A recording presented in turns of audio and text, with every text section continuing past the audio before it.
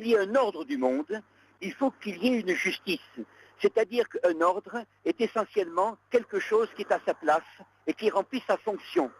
Le Conseil de sécurité des Nations Unies, puisque cet organisme s'est proposé à la fin de la guerre de préserver et de conduire l'ordre du monde, ne peut être qu'une sorte de miroir de ce qu'est le monde, et non pas du tout une sorte d'État dans l'État, c'est-à-dire une puissance qui s'impose à autrui.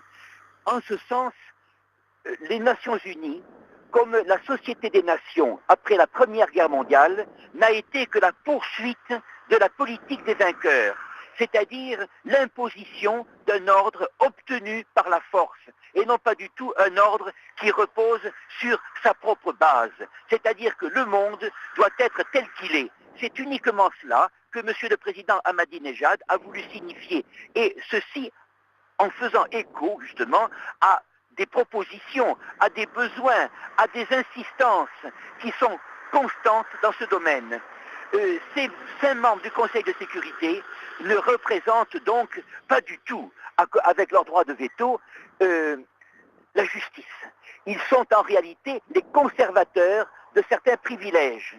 Et dans les discussions qui cependant ne sont immanquables pour pouvoir réformer, comme il en est question justement, afin d'introduire plus d'équité, ce Conseil de sécurité, il est question par exemple de faire intervenir de grandes puissances, de faire entrer l'Inde par exemple, de donner un poste à la Chine.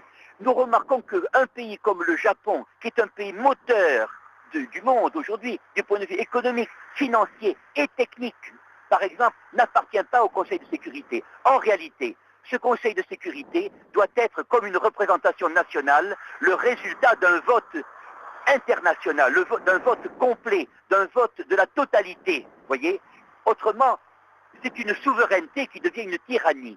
En réalité, bien sûr, les Nations Unies n'ont été jusqu'à présent que les conservateurs de privilèges. L'entité sioniste n'a pu durer que sous le bouclier des Nations Unies qui a refusé toujours d'appliquer justement ce que les membres de l'Assemblée nationale avaient voté, de l'Assemblée générale, j'entends.